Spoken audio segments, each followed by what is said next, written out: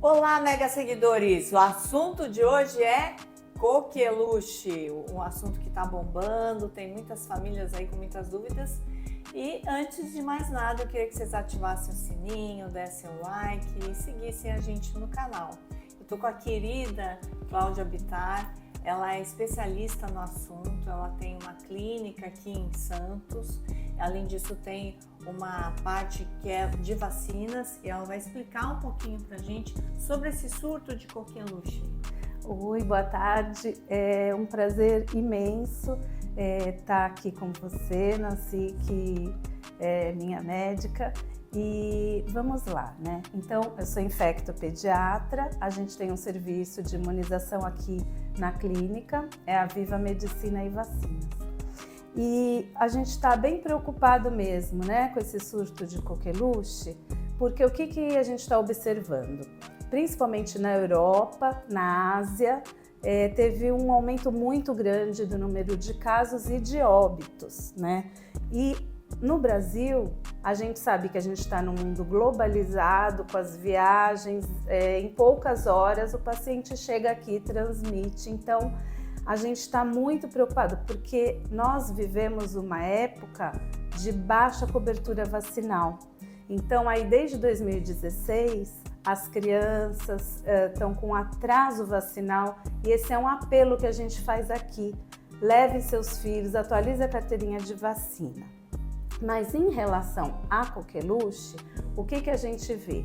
Que no estado de São Paulo já teve um aumento em relação ao ano passado, nessa mesma época do ano, de 700%. Então, os casos estão aparecendo, né?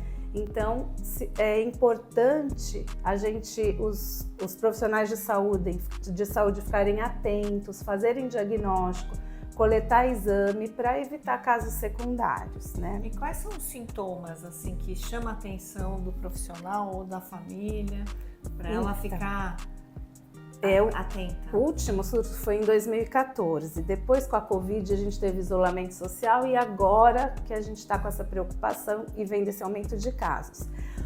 A coqueluche típica, né, na primeira fase, chama fase catarral, parece uma gripe, né? Então dá um mal-estar, aqueles sintomas de congestão nasal, uma tosse, febre, como uma gripe. Então, olha que difícil, nós estamos vivendo também uma época de aumento de influenza, de Covid, os serviços de saúde estão cheios, então mistura aí. Nessa primeira época, nessa primeira fase, né, que seria umas 2 semanas, é a fase catarral, que é inespecífica, que a gente fala.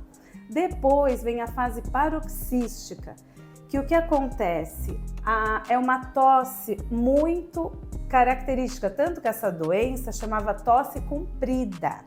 Então, é uma tosse que dá em episódios onde a gente tem crises de tosse com guincho, né? E aí, às vezes, com vômitos pós-tosse e a famosa tosse comprida. E essa fase dura aí umas 3 semanas, quase 1 mês, e depois vem a fase de convalescência, que também é prolongada. Isso é o típico, geralmente mais em crianças. Acontece que os adultos têm tosse prolongada, que pode parecer uma sinusite, aquela tosse mal curada, e aí tá aí transmitindo. O que a gente sabe? É muito longo esse período de transmissão, pode ficar aí 1, 2 meses com essa tosse, de um caso passando para 15, né? Então é muito transmissível. Como que transmite? Por gotícula respiratória, tosse, superfícies contaminadas, e a gente sabe que as creches, as escolinhas, os brinquedos, vai passando aquela criança que está com secreção um para o outro. Então, a gente tem que agir agora com educação, com conscientização, porque realmente é uma doença muito transmissível. E quem morre, né?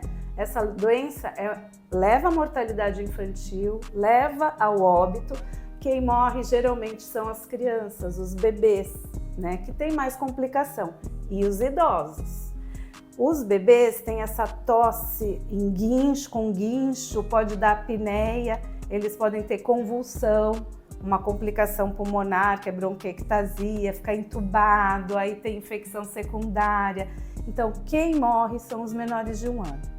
Principalmente os menores de 6 meses, porque não deu tempo ainda nem de começar a vacinação. Por isso, depois a gente vai falar da vacina.